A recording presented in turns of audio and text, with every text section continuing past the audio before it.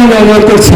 সম্মানিত তৌহিদি মুসলিম জনতা, এ পর্যায়ে আমাদের মাঝে তাফসীর নিয়ে আসছেন, যেনার আলোচনা শোনার জন্য আমরা মনোমুগ্ধকর পরিবেশ নিয়ে বসে আছি। যিনি আজকের কেতকিবাড়ি ঈদগাহ মাঠের কেন্দ্রীয় ঈদগাহ মাঠের সম্মানিত খতিবের দায়িত্ব পালন করেছিলেন, সেই বিশিষ্ট ইসলামী চিন্তাবিদ, আন্তর্জাতিক খ্যাতিসম্পন্ন মুফাসসিরে কোরআন, বিশিষ্ট মিডিয়া ব্যক্তিত্ব এবং সুনিষ্ঠ ভাষী, আমাদের প্রাণ প্রিয়, আমাদের উত্তরবঙ্গের গৌরব, আমাদের হাতিগঞ্জের গৌরব, বিশিষ্ট ইসলামী চিন্তাবিদ জনাব হযরত মাওলানা ওমর ফারুক সিদ্দিকী সাহেব, জনাব হযরত মাওলানা ওমর ফারুক সিদ্দিকী সাহেব মুহতারাম হুজুরকে কোরআন এন্ড সুন্নাহর আলোকে তাফসীর পেশ করার জন্য সবিনয় অনুরোধ করছি। আসসালামু আলাইকুম ওয়া রাহমাতুল্লাহি ওয়া বারাকাতুহু। সালাম দেওয়া সুন্নাত, সালামের উত্তর দেওয়া ওয়াজিব। যেভাবে সালামের জবাব দিয়েছেন মনে হয়েছে এক মাস রোজা রেখে ক্লান্ত হয়ে পড়েছেন। দুর্বল হয়েছেন কি?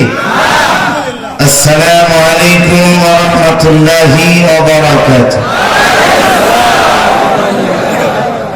ইন্নাল হামদালিল্লাহি নাহমাদুহু ওয়া নাস্তাঈনুহু ওয়া নাস্তাগফিরুহু ওয়া নাউযু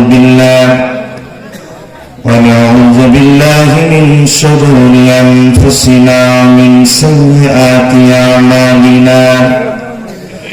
من يهده الله فلا مضل له ومن يضلل فلا هادي له. نشهد أن لا إله إلا الله وحده لا شريك له ونشهد أن سيدنا وسندنا وحبيبنا ومولانا محمدا عبده ورسوله الذي أرسله بالحق بشيرا ونذيرا وداعيا إلى الله بإذنه وسراجا وقمرا منيرا. أما بعد فأعوذ بالله من الشيطان الرجيم. সবাই পড়ো বিসমিল্লাহির রাহমানির রাহিম. ইয়া আইয়ুহাল্লাযীনা আমানু তাকুল্লাহা ওয়া কুনু মা'আস সাদিকিন. সাদাকাল্লাহুল আযীম.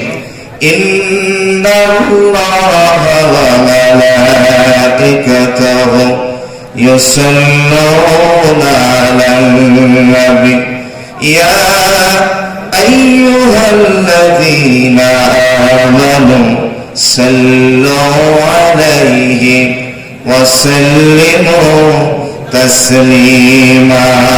আল্লাহুম্মা সাল্লি মাওলানা মুহাম্মদ ওয়া আলা আলিহি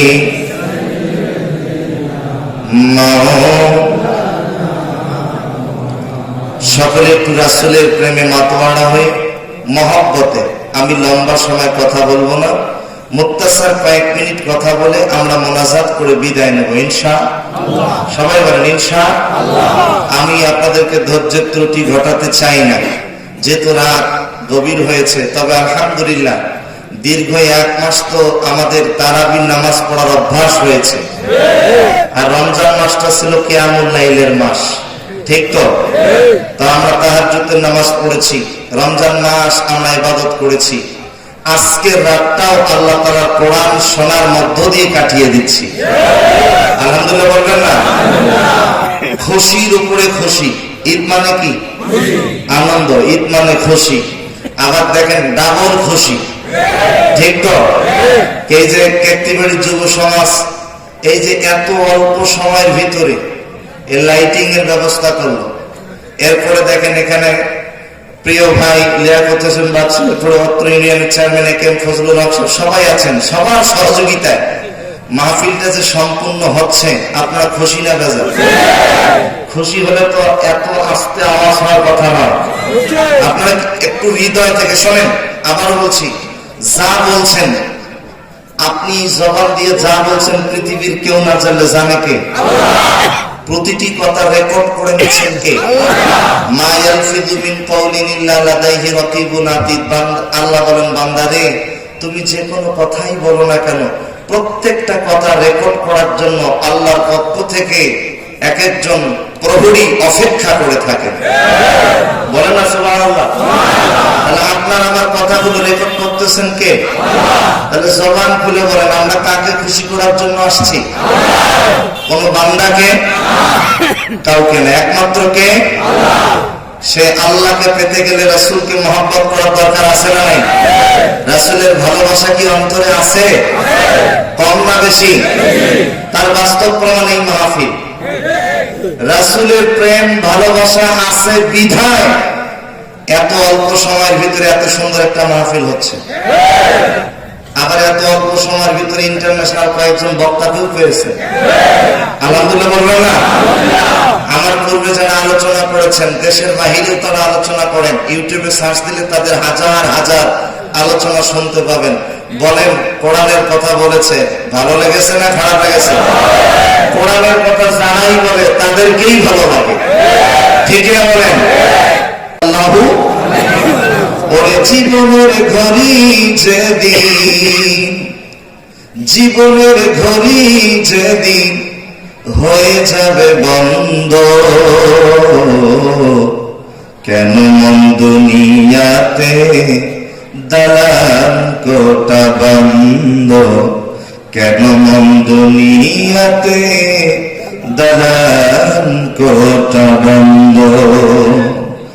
ঘড়ি বন্ধ হওয়ার আগে আল্লাহর দুইটা যে ডাক শুনিবেন আমার মহান আল্লাহ পাক। ঘড়ির কাঁটা বন্ধ হইলে তোমার, ঘড়ির কাঁটা বন্ধ হইলে আমলের দরজা হবে বন্ধ, কেন মন দুনিয়াতে দালান কোটা বন্ধ, কেন মন দুনিয়াতে দালান কোটা বন্ধ। ঐতিহ্যবাহী কেকটিবাড়ি কেন্দ্রিক জামাতে আয়োজিত পবিত্র ঈদ উল ফিতর উপলক্ষে কেকটিবাড়ি যুব সমাজের উদ্যোগে আজকের ঐতিহাসিক তাফসীরুল কোরআন মাহফিলে সম্মানিত শ্রদ্ধাভাজন সভাপতি, অত্র ঈদগাহ মাঠের সম্মানিত সভাপতি জনাব আলহাজ আব্দুল খালেক, বারাকাল্লাহু ফি হায়াতি, সকলেই বলুন আল্লাহুম্মা আমিন। আজকের মাহফিলের সম্মানিত প্রধান অতিথি, আমাদের সকলের সুপরিচিত ব্যক্তিত্ব জনাব মোহাম্মদ লিয়াকত হোসেন বাদশা, আল্লাহ পাক তার নেক হায়াত দান করুন, ইসলামের কোরআনের সৈনিক হিসাবে কবুল করুন। আজকের মাহফিলের সম্মানিত বিশেষ অতিথি, অত্র ইউনিয়নের চেয়ারম্যান জনাব ডাক্তার এ কে এম ফজলুল হক, জনাব মোহাম্মদ আনোয়ার হোসেন সরকার, জনাব মনসুর আলী, আল্লাহ তাআলা সকলের নেক হায়াত দান করুন। আমার সামনে বসা পিতৃতুল্য মুরব্বী বাবাজিরা, সমবয়সী কলিজার টুকরা যুবক ভাইয়েরা, স্নেহের কচিকাচারা, পর্দার অন্তরালে বসে থাকা আমার শ্রদ্ধা মা এবং বোনেরা, উপস্থিত থাকতে পারেন গণপ্রজাতন্ত্রী বাংলাদেশ সরকারের গোয়েন্দা সংস্থার সম্মানিত কর্মচারী কর্মকর্তা বৃন্দ, পুলিশ প্রশাসনের ভাইয়েরা, সুপ্রিয় সাংবাদিক বন্ধুগণ, খাস করে যারা উপস্থিত রয়েছেন সর্বকালের সর্বযুগীর সকল আম্বিয়াদের আওলাদ, এ জাতির শ্রেষ্ঠ সন্তান। আমি ওমর ফারুক সিদ্দিকী যাদের ছাত্র হতে পারে নিজেকে ধন্য মনে করতাম, আমার মাতার তাজ হযরত উলামায়ে কেরাম, আল্লাহ সুবহানাহু ওয়া তাআলার দরবারে শুকরিয়া জানাই যে মহান মালিক এই গভীর রাত্রে চাতক পাখির ন্যায় কোরআন শোনার জন্য আল্লাহ পাক আমাদেরকে এই জান্নাতের বাগানে নিয়ে এসেছেন। সে মহান রবের দরবারে শুকরিয়া আদায় করছি। সকলেই জবান ছেড়ে দিয়ে উচ্চ আওয়াজ দিয়ে একই জোটে বলছি আলহামদুলিল্লাহ। আর একটু আওয়াজ দিয়ে বলেন আলহামদুলিল্লাহ। সবাই বলুন রব্বানা লাকাল হামদ। হামদান কাসীরা তাইয়িবান মুবারাকান ফীহি। প্রিয় হাতীবান্ধা এলাকাবাসী, জবান খুলে বলেন, আমরা প্রশংসা করলাম কার? আমরা বান্দা কার? যে জমিনে বসেছি জমিন কার? আল্লাহ না আল্লাহ? সবাই বলেন আল্লাহ। আবার বলেন ফাযকুরুনি আযকুরুকুম ওয়াশকুরুনি ওয়ালা তাকফুরুন। আল্লাহ বলছেন, বান্দারে তুমি আমাকে স্মরণ করো, তোমার ডাকে সাড়া দেব। বলেন সুবহানাল্লাহ। এজন্য আল্লাহকে স্মরণ করার দরকার আছে না নাই? আকাশ বাতাস মুখরিত করে এই লালমনিরহাট জেলার ভিতরে আজকে এই কীর্তিবাড়ির ময়দানে ইতিহাস রচনা করতে হবে। এই লালমনিরহাটে হাতীবান্ধা এই কীর্তিবাড়ির ময়দানে আল্লাহকে ভয় করে জবান খুলে একটা বার ডাক দিয়ে বলেন আল্লাহ। আরো জোরে বলেন আল্লাহ। আল্লাহকে একবার ডাকলে বারবার ডাকে সাড়া দেয় তিনি কে? আরো জোরে বলেন। আল্লাহকে ডাকতে আমাদের কোনো কৃপণতা আছে?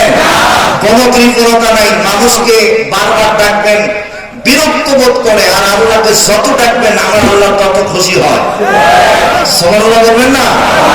তোমাকে ডাকি যদি একবার আল্লাহ, আমাকে কাছে নিও বারবার। তোমাকে ডাকি যদি একবার আল্লাহ, আমাকে কাছে নিও বারবার। যদি পথ ভুলে যাই আমাকে দিও ঠাই, যদি পথ ভুলে যাই আমাকে দিও ঠাই। দিশা দিও এইটুকু আবদার আল্লাহ, আমাকে কাছে টানো বারবার। তোমাকে ডাকি যদি একবার আল্লাহ, আমাকে কাছে টানো বারবার। একটু সবাই বলবেন না আমিন? আরেকটু জোরে বলেন। আমরা কার কাছে প্রিয় হতে চাই? আল্লাহর কাছে প্রিয় হতে চাই। দুরূদ ও সালাম বর্ষিত হোক প্রিয় নবী সাল্লাল্লাহু আলাইহি সাল্লামের প্রতি। সকলে বলছি সাল্লাল্লাহু আলাইহি ওয়াসাল্লাম। বলেন, আমি মুক্তাসার আজকে ঈদের মাঠে 3টা কথা বলেছিলাম, মনে আছে কিনা জানি না। আছে? আচ্ছা, এই যে চেয়ারম্যান সাহেব উপজেলা, সাবেক উপজেলা চেয়ারম্যান সাহেব আসছেন, তিনি তো শোনে নাই। তো দেখি আপনাদের শিক্ষা কতটুকু মনে আছে। আপনারা তো জবান খুলে বলেন, আমরা সবাই একদিন হব। মাশাআল্লাহ, আমরা সবাই একদিন হব। আর এই লাশটা, এই লাশ কবর যাওয়ার আগে যাবে কি? বাস পচার আগে পচে যাবে কি? অহংকার করে কোনো লাভ আছে? এই জন্য আমি কেকটিবাড়ির যুবকদেরকে ভালোবাসি, কারণ কেকটিবাড়ির মাটি ইসলামী আন্দোলনের ঘাঁটি। কেকটিবাড়ির যুবকেরা, কেকটিবাড়ির মানুষেরা আল্লাহর জন্য, আল্লাহর দ্বীনের জন্য জীবন দিতে প্রস্তুত। ঠিক আছে তো ইনশাআল্লাহ? আলহামদুলিল্লাহ। এখানে কোরআনের কথা হাদিসের কথাই হবে ইনশাআল্লাহ। ইনশাআল্লাহ। দেখেন কত সুন্দর আলোচনা করছি, সকালবেলা মুখস্থ করে নিয়েছে। আর যা শুনবো আমলের নিয়তেই শুনবো। হতে পারে আজকে এই ঈদ উল ফিতরের দিন আমাদের জীবনের শেষ দিন।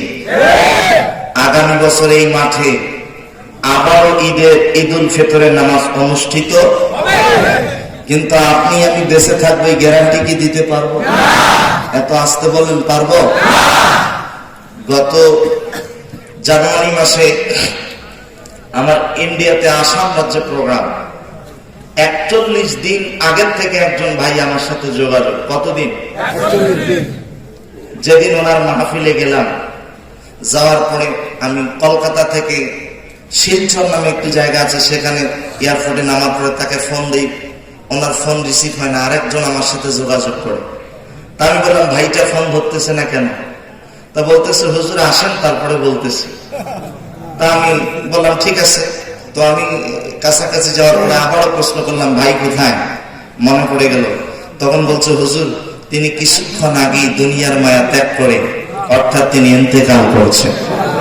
ইন্না লিল্লাহি ওয়া ইন্না ইলাইহি। 41 দিন আগের থেকে আমার সাথে কথা, আমাকে দাওয়াত করেছে, তিনি একমাত্র মাধ্যম। যাওয়ার পরে আমাকে বলতেছে, হুজুর মাগরিবের পরে তার জানাজার নামাজ হবে, আমরা টাইম নির্ধারণ করেছি রাত 8টা। কয়টা?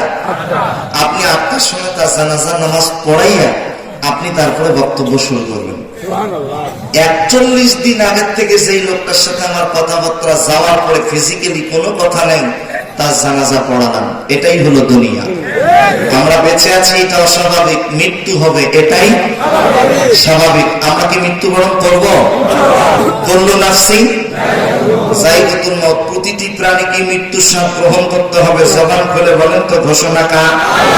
আরো জোরে বলেন ঘোষণা কার? আমাদের কখন মৃত্যু আসবে আমরা কেউ বলতে পারবো না। তবে এমন মরণ যেন আল্লাহ আমাদেরকে না দেয়। কিরকম মরণ? আল্লাহ যেন আমাদেরকে রোড অ্যাক্সিডেন্টে মৃত্যু না দেয়।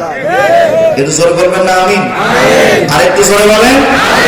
এমন মরণ মাওলা তুমি কাউকে দিও না, সকল গুনাহ থেকে তোমার কাছে চাইতেছি পানা। এমন মরণ মাওলা তুমি কাউকে দিও না, যে মরণ হওয়ার আগে ছাড়তে হবে ঘর। মরণের শুনলে কথা আপনরা হয় কথা বলেন আছে না? মরণের কথা শুনলে আপনরা পর হয়, এরকম মরণ আছে না নাই? কিছুদিন আগে বাংলাদেশে দেখেছেন চট্টগ্রাম অঞ্চলে চলন্ত সিএনজিতে আগুন। দেখেন কি দৃশ্যটা, হৃদয় বিদারক দৃশ্য। তার গোসল করার মতো পরিবেশ নাই। আল্লাহ তাকে শহীদের কাতারে কবুল করুন। আরেকটু জোরে বলুন। আমরা সবাই সবার জন্য দোয়া করবো তো ইনশাআল্লাহ। আমি আপনাদের সামনে ছোট্ট একটা আয়াতে কারিমা তেলাওয়াত করেছি। আমি মুক্তাসার কয়েক মিনিট কথা বলি, মোনাজাত করব। তবে ইনশাআল্লাহ রাত 1টা পার হবে না, ইনশাআল্লাহ বলবো না। তবে যেরকম পরিবেশ আপনারা বসে গেছেন, আমার মনে হয় যে আমার দিকে তাকান যারা বসে আছে, আমার মনে হয় এই ফজর পর্যন্ত কথা হলেও মনে তারা যাবে না। কি ঈমান আছে তো ইনশাআল্লাহ? আমাকে ছেড়ে ছেড়ে যাবেন? দেখেন চেয়ারম্যান সাহেব এত ব্যস্ত থাকার পরেও আজকে এসে একদম আখিরি মোনাজাত পর্যন্ত সময় দিচ্ছে। তো আরো ব্যস্ত, বাসায় কেউ নাই। আমার কাছে ছুটি নিতে চাইছে, আমি বললাম বাবা মাফ চাই, দোয়া করে যেতে হবে। আলহামদুলিল্লাহ আমরা সবাই মিলে দোয়া করবো কার কাছে? আল্লাহ যেন আজকের এই মাহফিল থেকে আমাদেরকে মাফ করে দেন। আমরা শুধু মাফ চাবো কার কাছে? যদি একবার মাফ পাই আমাদের থেকে সৌভাগ্যবান আর কেউ আছে? ভাই বলেন আল্লাহু আকবার। এই জন্য ভয় করতে হবে কাকে? আল্লাহকে ভয় করতে হবে। সম্মানিত উপস্থিতি, খুব প্লিজ, এই যে মাঝখানে অনেক যুবকদেরকে দেখতে পাচ্ছি, প্লিজ মাঝখানে কেউ কথা বলবেন না। আমরা অল্প কথা বলেই মোনাজাত করবো ইনশাআল্লাহ। আমি আপনাদের সামনে যে আয়াতে কারিমা তেলাওয়াত করেছি সূরা আত-তাওবা। সূরাটার নাম কি? সূরা আত-তাওবা, আয়াত নাম্বার 119। ছোট্ট একটা আয়াত। বাবা প্লিজ, আপনারা খুশি হবেন। আমার বাসা কিন্তু বেশি দূরে নয়, আমার জন্মস্থান ভোটমারিতে। আলহামদুলিল্লাহ আপনাদের দোয়ার বরকতে আমি শুধু ইন্ডিয়াতে নয়, পৃথিবীর বহু রাষ্ট্রে গিয়েছি। একটা গোপন আমল আছে, এই গোপন আমলের কথা আজকে বলবো, শুনবেন? বলবো, শুনবেন? সবার মন মানসিকতা আছে তো? একটা গোপন আমল আছে, এটা আমার বিশ্বাস, এটা আমার দৃঢ় বিশ্বাস। এই আমলের কারণেই আল্লাহ পাক হয়তো আমাকে কবুল করেছেন। বলেন আলহামদুলিল্লাহ। সে আমলটা কি জানেন? আমলটা দিয়ে শুরু করি। মাত্র 6 বছর বয়সে বাবাকে হারিয়েছি। কয় বছর? আমার মা এখনো বেঁচে আছে। কে আছে? মা আছে। আমার মায়ের দোয়া সবসময় আমার কাছে আছে। মা আমাকে সবসময় দোয়ায় শামিল রাখে। মায়ের দোয়ার কারণে আল্লাহ পাক হয়তো আমাকে কবুল করেছেন। আমি কিছুদিন আগে আমার মাকে নিয়ে পৃথিবীর সবথেকে পবিত্র স্থান মক্কা মদিনায় আল্লাহ পাক সেখানে সফর করার তৌফিক দান করেছেন। আবার 25 সালে বড় হজে যাওয়ার নিয়ত করেছি, আল্লাহ কবুল করুন। তো সেখানে যাওয়ার পরে আমি দেখেছি মদিনাতুল মুনাওয়ারা, আল্লাহি আল্লাহর নামের কসম করে বলি, মাকে আমি বলেছিলাম, মা কত জায়গায় গেলাম, আপনি দোয়া করেছেন, আপনি আমার জন্য মদিনায় একটু দোয়া করবেন। আল্লাহ যেন প্রতিদিন আমাকে 2 রাকাত নামাজ হলেও রিয়াজুল জান্নাতে পড়ার তৌফিক দান করুন। কোন জান্নাত? রিয়াজুল জান্নাত। তো মা আমার জন্য দোয়া করেছে। আলহামদুলিল্লাহ প্রথম দিন মদিনাতে গিয়ে রিয়াজুল জান্নাতে 2 রাকাত নামাজ পড়ার সুযোগ পেলাম। আলহামদুলিল্লাহ। তো আমি রিয়াজুল জান্নাতে প্রবেশ করার পর আসহাবে সুফফা যেখানে কোরআন শিক্ষা দেওয়া হতো, তো এই আসহাবে সুফফার কাছে যাওয়ার পরে দেখি সামনে যাওয়ার মতো আর কোনো রাস্তা নাই, এত জ্যাম, এত ভিড়। বাধ্য হয়ে ওখানে 2 রাকাত নামাজ পড়লাম, কিন্তু মনের আশা পূরণ হচ্ছে না। কারণ রাসূল বলেছেন আমার রওজা এবং আমার মিম্বার, এই মধ্যবর্তী স্থানটাই হলো রিয়াজুল জান্নাত। আরেকটু জোরে বলো। তো আমি আল্লাহর কাছে চাচ্ছি, আল্লাহ যদি সামনের কাতারে যাইতে পারতাম কত খুশি হইতাম। বলতে বলতে 2 রাকাত নামাজ শেষ, সামনের দিকে একজন ফাঁকা হয়ে চলে গেছে, আবার সামনের কাতারে গিয়ে 2 রাকাত পড়লাম। এরপরে মনে মনে চিন্তা করলাম, যদি সামনের কাতারে যাইতে পারতাম, দেখি এখনো সামনে 4 কাতার। কথা বুঝেন নাই? মনে মনে টেনশনে করতেছে আর আল্লাহর কাছে দোয়া করতেছে, আল্লাহ তুমি আমাকে একটু সুযোগ করে দেন। ইতিমধ্যে পুলিশরা এসে বলতেছে হাজি আউট আউট, 10 মিনিটের উপরে থাকতে দেয় না। হাজি সাহেব যারা গেছে বলতেছে যান, সবাই যাচ্ছে। তো মদিনা মসজিদে নববীর যিনি ইমাম, কিছুদিন আগে আমাদের বাংলাদেশের প্রধানমন্ত্রীর আমন্ত্রণে তিনি এসেছিলেন, শুনছেন না? দেখেননি? তো আমি তাকে গিয়ে রিকোয়েস্ট করলাম, আমাকে 2 রাকাত নামাজ পড়ার সুযোগ দেন। আল্লাহর হুকুম কি জানি না, আমার দিকে তাকানোর সাথে সাথে বলতেছে ঠিক আছে, মাথাটা সম্মতি দিলেন। আমি একদম সামনের কাতারে, যারা গিয়েছেন দেখেছেন রাসূলের রওজা বাম পাশে, আমার পরে আর কোনো মুসল্লি নাই, একদম রাসূলের রওজার সাথে। রাসূল শুয়ে আছে, আমি ওখানে দাঁড়ালাম, ডান পাশে মেম্বার মেহরাব, রাসূল যেখানে নামাজ পড়েছেন। আলহামদুলিল্লাহ 2 রাকাত নামাজ সেখানে তৃপ্তি সহকারে পড়লাম। কি যে তৃপ্তি বুঝাতে পারবো না, ওই জায়গাটা হলো তৃপ্তির জায়গা। ওখানে যাওয়ার পরে সামনের কাতারে 2 রাকাত নামাজ পড়ার পরে এবার আমি বের হব, সালাম ফিরানোর পরে দেখি ডানে বামে কেউ নেই, সব মুসল্লিদেরকে বের করে দিয়েছে। আর পুলিশরাও আমাকে ডিস্টার্ব দেয়নি, কারণ আমার পাশেই আবার ওই রাসূলের রওজার সাথে মসজিদে নববীর ইমাম সাহেব দাঁড়িয়ে আছেন। তো নামাজ শেষ করার পরে যখন বের হওয়ার ইচ্ছা করতেছে না, আবার সঙ্গে সঙ্গে আমি সেজদায় পড়ে গেলাম, যে সেজদায় পড়লে তো আর আমাকে ডাকবে না, সুবহানাল্লাহ বলবেন না? আমি সেজদায় পড়ে গিয়ে চোখের পানি ছেড়ে দিয়ে রাসূলকে বলতেছি, ইয়া রাসূলুল্লাহ, আমি তোমার গুনাহগার উম্মত, আমার সালামটা তুমি গ্রহণ করো, আমার সালামটা তুমি গ্রহণ করো। আল্লাহর নামে কসম করে বলি, ডানে বামে কেউ নেই, স্পষ্ট কানের মধ্যে ভেসে আসলো কে যেন আমার সালামের জবাব দিয়েছে। চোখের পানি ছেড়ে দিয়ে কান্না করতেছি, অঝরনানে কান্না করতে করতে রিয়াজুল জান্নাত থেকে বের হয়ে গিয়ে দেখি আমার গর্ভধারিণী মা সবুজ গম্বুজের দিকে তাকায়া মদিনার চত্বরে বসে 2 হাত তুলে দোয়া করতেছে, আর মায়ের চোখের পানি দিয়ে মায়ের হিজাবটা ভিজে গেছে। তখনই আমি বুঝতে পেরেছি কার দোয়া কোথায় কবুল হয়ে গেছে। সাথে সাথে মায়ের পা দুটো জড়িয়ে ধরে মায়ের দুটো পায়ের তাদের মধ্যে বারবার চুমু খাচ্ছি, মা তুমি আমার জন্য দোয়া করেছো, মা তুমি দোয়া করিও আল্লাহ যেন প্রত্যেক বছর এই মক্কা মদিনায় আসার তৌফিক দাও। আমি বুঝতে পেরেছি কার দোয়া কোন জায়গায় কবুল হয়ে গিয়েছে। আজকে রমজান মাস আমাদের কাছ থেকে বিদায় নিয়েছে, আমি আমার মাকে আমার কাছে রেখেছি, সর্বোচ্চ চেষ্টা করেছি তার খেদমত করার জন্য। অনেক যুবক আছে যাদের মা এখনো বেঁচে আছে, বাবা এখনো বেঁচে আছে, নিজে ভালো ভালো খায় অথচ মা বাবা অন্যের দুয়ারে দুয়ারে ঘরে। এরকম যুবক আছে না নাই? আমি অনুরোধ জানাবো, এটাই আমার গোপন আমল, আমি আমার সর্বোচ্চ চেষ্টা করেছি আমার মায়ের খেদমত করার জন্য। আপনি কল্পনা করতে পারবেন না, আল্লাহর নামের কসম করে বলি, এখানে হাজার শত শত উলামায়ে কেরাম আছে, মুফতি আছে, মুহাদ্দিস আছে, যাদের ছাত্র হওয়ার মতো আমার যোগ্যতা নেই। আমি ছাত্র হওয়ার মতো যোগ্যতা রাখি না, আল্লাহর কসম করে বলি, কোন মা কোন বাবা যখন সন্তানের জন্য দোয়া করে, ওই মায়ের চোখের পানি নাকের ডগায় আসার আগেই ওই মা বাবার দোয়া আল্লাহ তাআলার আরশে আজিমে পৌঁছে যায়। আর একটু জোরে বলবেন না? আমি অনুরোধ জানাবো যাদের মা বেঁচে আছে মায়ের খেদমত করবেন ইনশাআল্লাহ। সবাই বলেন ইনশাআল্লাহ। যাদের বাবা বেঁচে আছে বাবার খেদমত করবেন ইনশাআল্লাহ। আমি মোনাজাত করবো, তবে মোনাজাতের আগে দেখতে চাই আমার মতো বাবা হারা কারা কারা আছেন, একটু হাতগুলো তুলে দেখান ইনশাআল্লাহ। কার কার বাবা নাই? আল্লাহ আমাদের যাদের বাবা নাই আজকের এই মাহফিলের উসিলে আমাদের বাবার কবরের আযাব মাফ করে দাও। আল্লাহ আমাদের বাবার কবরগুলোকে জান্নাতের বাগান বানিয়ে দাও। একটু জোরে বলেন আল্লাহুম্মা আমিন। হাত নামান। যাদের মা নাই একটু হাতগুলো তুলে দেখাবেন। আল্লাহ ফেরেশতারা ভিডিও করতেছে। আল্লাহ যাদের মা নাই হাত তুলেছে, আল্লাহ তোমার কুদরতি নজর দিয়ে তাকাও। আল্লাহ তোমার কাছে দোয়া করি, আল্লাহ যে সমস্ত ভাইরা হাত উঠিয়েছে যাদের মা নেই তাদের মায়ের কবরের আযাব মাফ করে দাও। একটু জোরে বলেন আল্লাহুম্মা আমিন। আল্লাহ তাদের কবরগুলোকে জান্নাতের বাগান বানিয়ে দাও।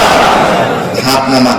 যাদের আব্বা আম্মা বেঁচে আছে একটু হাতগুলো উঠাবেন ইনশাআল্লাহ। আমার মা বেঁচে আছে, আব্বা আম্মাকে কখনো কষ্ট দুঃখ দেব? জোরে বলেন দেব না। শোনেন, হাত নামান। ওয়াজ শুনলে, তাফসীর শুনলে সারা রাত কিন্তু শুনতে পারি। আমরা কিন্তু তাফসীর কম জানি না।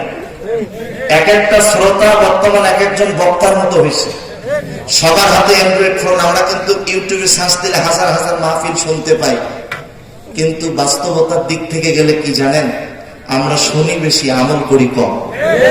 আমরা শুনবো কম, আমল করব বেশি। জবান খুলে বলেন মাকে বাবাকে কষ্ট দেওয়া যাবে? জোরে বলেন যাবে? আর একটা অতীব বাস্তব কথা বলি, খুব মনোযোগ। আমাদের সমাজে কিছু সুদখোর আছে না নাই? আছে না নাই? একটি বাড়িতে মনে হয় নাই? আছে? শোনেন, সুদের গুনাহের 70টি স্তর রয়েছে। জোরে বলেন কয়টি? সর্বনিম্ন স্তর হলো আপন মায়ের সাথে জিনা করা। একটু জোরে বলবেন না? নাউজুবিল্লাহ। এ ভাই আমার দিকে তাকান। এই টাকা পয়সা দিয়ে কি হবে বলেন তো? এখনই মারা গেলে অন্ধকার কবরে রেখে আসবে। এই যে মাহফিলের প্যান্ডেলের ভিতরে যদি মারা যান, এরকম দৃশ্য আমি দেখেছি। একবার সিরাজগঞ্জে মাহফিল করতেছিলাম, মাহফিল চলাকালীন মোনাজাত। এই যে দেখেন, মোনাজাতের ভিতরে একটা যুবক 30 থেকে 35 বছর বয়স হবে, বিকট একটা আওয়াজ দিচ্ছে। মোনাজাত শেষ করার পরে গিয়ে দেখি যুবক ওখানেই মরে আছে, এতেকাল করেছে। তারপরে কি করলো, তাৎক্ষণিক ভাবে মাহফিলের শ্রোতারা আর কেউ গেল না, যেহেতু মারা গিয়েছে। তাদের বক্তব্য, বাড়ি যেখানেই হোক গোসল করায়া আমরা আগে একটা জানাজার নামাজ পড়ব। বলেন আলহামদুলিল্লাহ। পরে তথ্য পাওয়া গেল পাশেই বাসা। ওই মাহফিলের প্যান্ডেলের ভিতরে সর্বোচ্চ 1 ঘন্টা টাইম গোসল করাতে বা জানাজার নামাজ হয়ে গেল। পরের দিন আবার জানাজার নামাজ পড়ায় তাকে দাফনের ব্যবস্থা করেছে। আমরা আজকের এই মাহফিল থেকে বাড়িতে যাইতে পারবো, কোনো গ্যারান্টি আছে? বলেন আছে? নাই, কোনো গ্যারান্টি নেই। তাই আসুন আল্লাহর কাছে দোয়া করব। রমজান মাস বিদায় নিয়েছে, যারা মুমিন তাদের হৃদয়ে রক্তক্ষরণ হচ্ছে, তাই না? আমরা আল্লাহর কাছে দোয়া করি আল্লাহ যেন আমাদের জীবনের গুনাহগুলি মাফ করে দেন। একটু জোরে বলবেন না আল্লাহুম্মা আমিন। এই যে দেখেন, এখনই যদি মারা যান, মারা যাওয়ার সাথে সাথে সাদা 3 টুকরা কাপড় দিয়ে চকলেটের মতো পেঁচায়া, সাদা কাপড় দিয়ে চকলেটের মতো পেঁচায়া জানাজার নামাজ শেষ করে এমন একটা কবরে রেখে আসবে, যেই কবরে বালিশ নাই, বিছানা নাই। আছে? আছে? যুবকদেরকে বলছি, যুবক জোরে বলেন আছে? যৌবন বয়সের ইবাদত কবুল করেন কে? আল্লাহ। এজন্য আমি বলছি, আমি আপনাদেরকে, আমরা এই যে গরম বক্তব্য দিই, স্লোগানও দিতে পারি, জেহাদ জেহাদ জেহাদ চাই, লাঠি দেখলে আমরা কেউ নাই। কথা বলে না কেন? আছে। এরকম মুসল্লি কিছু আছে না নাই? তবে আলহামদুলিল্লাহ আপনাদের ঈমান মজবুত আছে। আল্লাহ পাক আপনাদের সবাইকে খালিদ বিন ওলীদের কাতারে কবুল করুন। আমিন। আরেকটু জোরে বলেন আমিন। এজন্য আমাদের ভয় থাকতে হবে, কার ভয়? আল্লাহ রাব্বুল আলামিন বলেন, ইয়া আইয়ুহাল্লাযীনা আমানু তাকুল্লাহা ওয়া কুনু মা'আস সাদিকিন। আরেকটু জোরে বলবেন আল্লাহু আকবার। আল্লাহ তাআলা বলেন, হে ইমানদারগণ, হে মুমিনগণ, তোমরা আল্লাহকে ভয় করো। ওয়া কুনু মা'আস সাদিকিন, এবং যারা সত্যবাদী তোমরা তাদের সঙ্গী হয়ে যাও। আরেকটু জোরে বলেন। এবার বলেন, আজকের আলোচনার সর্বশেষ যে পয়েন্ট নিয়ে আপনারা বাড়িতে যাবেন আর একটু চিন্তা করবেন, সে পয়েন্ট হচ্ছে আমানুত্তাকুল্লাহ।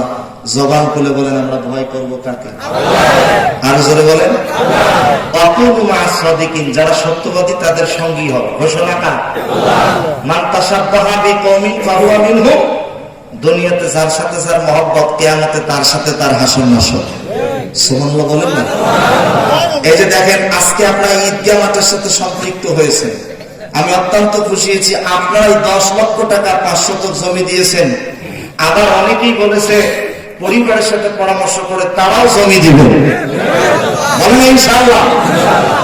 এই যে ভালো কাজের সাথে সম্পর্ক গড়িয়ে তুলেছেন, ইমানদার মুমিন নামাজি ব্যক্তির সাথে, ওলামায়ে কেরামের সাথে সম্পর্ক রাখবেন, তাদের সাথেই আল্লাহ পাক আপনাকে জান্নাতে পাঠাবেন। আরেকটু জোরে বলবেন না সুবহানাল্লাহ। সত্যবাদীদের সঙ্গী হওয়ার দরকার। জবান খুলে বলেন আছে না নাই? এখন আসেন 1 মিনিটের বক্তব্যে যে দেখেন সত্যবাদী কারা। ছোট্ট একটা হাদিস। আল্লাহ নবী সাল্লাল্লাহু আলাইহি ওয়াসাল্লাম মসজিদে নববীর মধ্যে বসে আছেন। সাহাবায়ে কেরাম নবীজির দিকে চাতক পাখির ন্যায় তাকায় আছে। আল্লাহ নবী সাল্লাল্লাহু আলাইহি ওয়াসাল্লাম বলেন, প্লিজ ও আমার সাহাবীরা, আজকে তোমাদের মাঝে কে কে তাহাজ্জুদের নামাজ পড়ার জন্য উঠেছিল? সবাই মাথা নিচু করেছে। কিছুক্ষণ পরে পিলারের আড়াল থেকে হযরত আবু বকর সিদ্দিক রাদিয়াল্লাহু তাআলা হাত তুলে বলতেছে, লাব্বাইক ইয়া রাসূলুল্লাহ, আমি তাহাজ্জুদের নামাজ পড়ার জন্য রাতের বেলা উঠেছিলাম। আল্লাহ নবী বলেন, আবু বকর বসে যাও। নবীজি এবার দ্বিতীয় প্রশ্ন করলেন, আমার সাহাবীরা, আজকে তোমাদের ভিতরে কে কে গরিব দুঃখী অসহায়দের মাঝে গিয়েছিল, তাদেরকে সহযোগিতা করেছিল? সবার মাথা নিচু। হযরত আবু বকর হাত তুলে বলতেছে, লাব্বাইক ইয়া রাসূলুল্লাহ, আমি অসহায় গরিব দুঃখীদের মাঝে গিয়েছি, তাদের অসহায় তাদের পাশে গিয়ে দাঁড়িয়েছি, সামর্থ্য অনুযায়ী তাদেরকে দান করেছি। আল্লাহ নবী বলেন, আবু বকর বসে যাও। নবীজি এবার ডাক দিয়ে বলেন, আমার সাহাবীরা, আজকে তোমাদের মাঝে কে কে অসুস্থ রোগীকে দেখতে গিয়েছিল? কেউ মাথা উঠায় না। হযরত আবু বকর ডান হাত তুলে বলতেছে, লাব্বাইক ইয়া রাসূলুল্লাহ, আমি গুনাহগার, আমি অসুস্থ ব্যক্তিকে দেখতে গিয়েছিলাম, রোগীকে দেখতে গিয়েছিলাম। আল্লাহ নবী বলেন, আবু বকর বসে যাও। চতুর্থবারের বেলা আরেকবার প্রশ্ন করলেন, আমার সাহাবীরা, গতকালকে কে কে জানাজার নামাজে উপস্থিত হয়েছিল? তোমাদের দ্বীনী ভাইদের জানাজার নামাজে উপস্থিত হয়েছিল কে কে? হযরত আবু বকর আবার ডান হাত তুলে বলতেছে, লাব্বাইক ইয়া রাসূলুল্লাহ, আমি গুনাহগার, আমি জানাজার নামাজে উপস্থিত হয়েছিলাম। আল্লাহ নবী ডাক দিয়ে বলেন, আমার সাহাবীরা, দেখো দেখো, তোমরা তাকায়া দেখো, আমার আবু বকরের মধ্যে যে গুণগুলো আছে, আমার আবু বকরের মধ্যে যে বৈশিষ্ট্যগুলো আছে, এই বৈশিষ্ট্যগুলো যদি কারো মাঝে পাওয়া যায়, ওই ব্যক্তিটাই হলো ওয়াকুনু মা'আস সাদিকিন, তারাই হচ্ছে সত্যবাদী। বলেন না সুবহানাল্লাহ। আর একটু জবান খুলে বলেন, রাতের বেলা তাহাজ্জুদের নামাজ পড়ার দরকার আছে না নাই? আর একটু জবান খুলে বলেন, অসুস্থ ব্যক্তিকে দেখার দরকার আছে না নাই? জানাজার নামাজে উপস্থিত হওয়ার দরকার আছে না নাই? আল্লাহ আমাদেরকে তৌফিক দান করুন। আমি ওই যে মক্কার মধ্যে হাজী সাহেব দেখেছে, কাবা ঘরের পাশেই জমজম টাওয়ার, কলব টাওয়ার যেটাকে বলা হয়, কলব টাওয়ারের অপোজিটে হযরত আবু বকর সিদ্দিক রাদিয়াল্লাহু তাআলা আনহুর বাড়ি। আরেকটু জোরে বলো। বর্তমান ওই বাড়ি থেকে সৌদি সরকার মসজিদ বানায় দিয়েছে, এবং কাবাতে যে ইমাম নামাজ পড়ে, ওই ইমামের ইমামতিতেই আবু বকর মসজিদে নামাজ আদায় হয়। তা আমি ইচ্ছাকৃতভাবে সেখানে নামাজ পড়েছি, আল্লাহ তৌফিক দিয়েছেন। তো ওই মসজিদের পাশেই হযরত আবু বকরের বাড়ির একদম কিনারে সাথে লাগানো আরেকটা বিল্ডিং, ওটা হচ্ছে হযরত ওমরের বাড়ি। আরেকটু জোরে বলেন। এখানে আপনাদের কাছে আমার একটা প্রশ্ন আছে, এই প্রশ্নের অ্যানসারটা শুনি আমি আলোচনা শেষ করে দেবো। সেই অ্যানসারটা কি একটু মনোযোগ দিয়ে শুনবেন। আল্লাহ নবী সাল্লাল্লাহু আলাইহি সাল্লাম কাবা ঘর তাওয়াফ করে, বিদায়ী তাওয়াফ করে হযরত আবু বকরের বাড়িতে এসে দরজা নক করলেন, দরজা খুলে দিলেন। আল্লাহ নবী বারবার কাবার দিকে তাকায় আর চোখের পানি ছেড়ে দিয়ে কাঁদে। সুবহানাল্লাহ। এই দৃশ্যটা আমিও ধরে রাখতে পারিনি। আমি যখন আমার মাকে বললাম, মা, এটা কিন্তু বিদায়ী তাওয়াফ, আমরা কিন্তু আর কাবাতে আসবো না। আর ওখানে কাবাতে যারা যায়, পুরুষরা যায়, এহরামের কাপড় ব্যতীত প্রবেশ করতে পারে না। মহিলারা তো পারে যে কোনো কাপড় দিয়ে, কিন্তু পুরুষরা এহরামের কাপড় পরে বাধ্যতামূলক যেতে হবে। আপনি শার্ট প্যান্ট পরে যাবেন, পাঞ্জাবি পাজামা পরে যাবেন, পুলিশ এসে আপনাকে বাধা দিবে, ঢুকতে দেবে না। তো আমি বললাম, মা এটা বিদায়ী তাও। আমার মায়ের দিকে বারবার তাকাচ্ছিলাম, আমার চোখে তো পানি, মাকে বুঝতে দিচ্ছি না। দেখি আমার মা বারবার ঘুরে ঘুরে কাবার দিকে তাকাচ্ছে। তখন মনে পড়ে গেল বিশ্ব নবীর কথা। নবীজি বারবার কাবার দিকে তাকাচ্ছিল আর বলছিল, ও কাবার লোকেরা, তোর আমাকে থাকতে দিলি না। আল্লাহ নবী সাল্লাল্লাহু আলাইহি ওয়াসাল্লাম হযরত আবু বকরের দরজায় এসে নক করলেন। হযরত আবু বকর সঙ্গে সঙ্গে দরজা খুলে দিলেন। হযরত আবু বকরকে ডাক দিয়ে বলে, আবু বকর তুমি কি ঘুমাও নাই? আল্লাহ নবীর প্রশ্নের উত্তরে হযরত আবু বকর বলেন, ওগো আল্লাহর নবী, আপনি যেদিন থেকে বলেছেন হিজরত করতে হবে, যে কোনো মুহূর্তে মদিনায় যেতে হবে, হিজরত করতে হবে, ওই দিন থেকে আমি আবু বকর বিছানায় পিঠ লাগাই নাই। আমি দরজার মধ্যে হেলান দিয়ে দাঁড়িয়েছিলাম, কারণ আমার নবী এসে আমাকে ডাকবে, নবীজি অপেক্ষা করবে, এটা কখনোই মেনে নেওয়া যায় না। হযরত আবু বকর সঙ্গে সঙ্গে দরজা খুলে দিলেন। হযরত আবু বকরকে নিয়ে নবীজি হিজরত করে মদিনার উদ্দেশ্যে রওনা দিলেন। যেই রাস্তা দিয়ে রওনা করেছেন, কবুতর চত্বর যেই রোডটাকে বলা হয়, ওই রোডের মধ্যে একটা রোড আছে, রোডটার নাম হলো হিজরা রোড। কি রোড?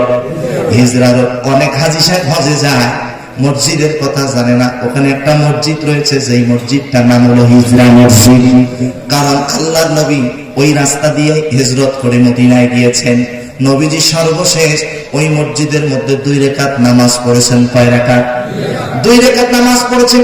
যত হাজী হজে যায় ওই হিজরা মসজিদে গিয়ে 2 রাকাত নামাজ পড়ার চেষ্টা করে, নফল নামাজ।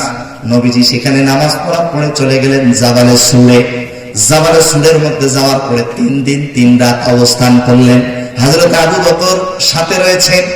আল্লাহর নবী সাল্লাল্লাহু আলাইহি সাল্লাম বলেন, হযরতে আবু বকরের আমল নামাগুলো যদি এক পাল্লায় তুলে দেওয়া হয়, আমার গোটা উম্মতের আমল নামাগুলো যদি এক পাল্লায় তুলে দেওয়া হয়, হযরতে আবু বকরের হিজরতের রাতের আমল নামাগুলো আল্লাহর কাছে গ্রহণযোগ্যতা পেয়ে যাবে। এটা শুনে বলেন না, আল্লাহু আকবার। আমার প্রিয় ভাইরা, আপনাদের কাছে আমার যে প্রশ্নটা, খুব মনোযোগ। চতুর্দিকে কাফেররা ঘিরাও করে রেখেছে, কাফির মুশরিকরা ষড়যন্ত্র করে, আর আমার আল্লাহ পাক কৌশল অবলম্বন করে ইসলাম আমাদেরকে বিজয় দান করে। আপনাদের টেনশনের কারণ নেই, চিন্তার কোনো কারণ নেই। কাফের মুশরিকরা চতুর্দিকে অপেক্ষা করতেছে। আল্লাহ নবী সাল্লাল্লাহু আলাইহি ওয়াসাল্লাম, হযরত আবু বকর সহ গর্তের মধ্যে লুকিয়ে আছে।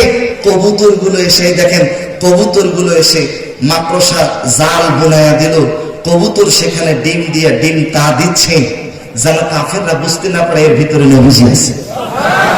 আচ্ছা বলেন তো, এই কৌশলটা কার? এত আসতে বললেন কেন? কাফের মুশরিকরা ষড়যন্ত্র করে, আর আমার আল্লাহ কি করে?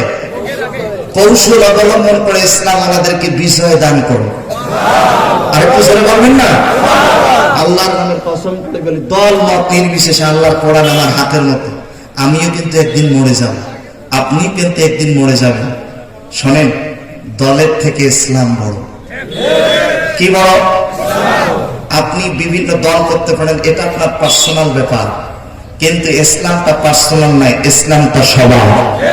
কথা বলে না কেন? সম্মানিত ভাইরা, আমার দিকে তাকান, এই যে আল্লাহর হাতে কোরআন, টুডে টুমরো।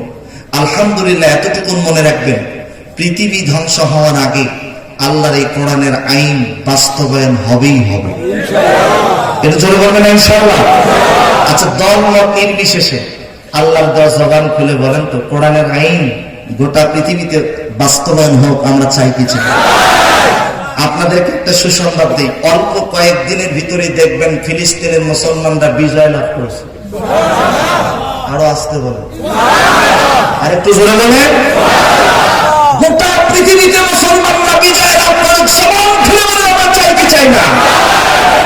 আল্লাহ আমাদেরকে কবুল করুন। আরেকটু জোরে বলেন। এই যে ভাই, আপনাদের কাছে যে প্রশ্ন, এই প্রশ্নটার অ্যান্সারটা শুনেই শেষ। সেই অ্যান্সারটা একটু মনে মনে দিবেন। আল্লাহ নবী 3 দিন 3 রাত থাকলেন। থাকার পরে আল্লাহ তাআলার হুকুমে তিনি মদিনার দিকে রওনা করলেন। মদিনা আসার পরে আল্লাহর নবী কুবা নামক স্থানে এসে নিজের হাতে সর্বপ্রথম একটা মসজিদ তৈরি করলেন, যে মসজিদের নাম হলো মসজিদে কুবা। হাদিসের মধ্যে আসছে কেউ যদি মসজিদে কুবাতে 2 রাকাত নামাজ পড়ে আল্লাহ তাআলা তার আমলনামায় একটা উমরা হজের সওয়াব দিয়ে দেন। একটু জোরে বলেন। মসজিদে কুবা সর্বপ্রথম নবীজি তৈরি করেছেন। এরপরে মসজিদে কুবা থেকে মাত্র 0.5 কিলোমিটার, জোরে বলেন কয় কিলোমিটার? আল্লাহ যদি আশা বলেন মক্কা মদিনা যাওয়ার আশা আছে না? ইনশাআল্লাহ। কথাটা মনে রাখবেন, মাত্র কয় kilometre? 0.5 kilometre, half kilometre. Half kilometre, 0.5 kilometre যাওয়ার পরে জায়গাটার নাম হলো বনু সালেম। যাওয়ার পরে জোহরের আজান হয়ে গেল। কিসের আজান? জোহরের আজান হয়ে গেল। বারটা ছিল জুমাবার। যারা বলেন কি বার? জুমাবার, শুক্রবার। আল্লাহ নবীজি সর্বপ্রথম সেখানে জুমার খুতবা প্রদান করলেন। কিসের খুতবা? জুমার খুতবা। জুমা কোথা থেকে এসেছে লম্বা কথা, যত ওইদিকে যাব না। জুমার খুতবা দিলেন। জুমার খুতবার সময় যে আমার দিকে তাকান, নবীজি রিসালাত সম্পর্কে বক্তব্য দিলেন, আখিরাত সম্পর্কে বক্তব্য দিলেন, তাকওয়া সম্পর্কে বক্তব্য দিলেন। কিন্তু মক্কার মধ্যে তাইফের কাফের মুশরিকরা নবীজিকে এত বেশি কষ্ট দিয়েছে, নির্যাতন করেছে, জুলুম করেছে, নবীজির শরীর ফেটে রক্তগুলো বের হয়েছে, পাথর নিক্ষেপ করেছে। নবীজি এই ব্যাপারে কোনো বক্তব্য দেয় নাই। নবীজি এই ব্যাপারে কোনো বক্তব্য দেয় নাই। নবীজি রিসালাত, আখিরাত, তাকওয়া সম্পর্কে বক্তব্য দিয়েছেন।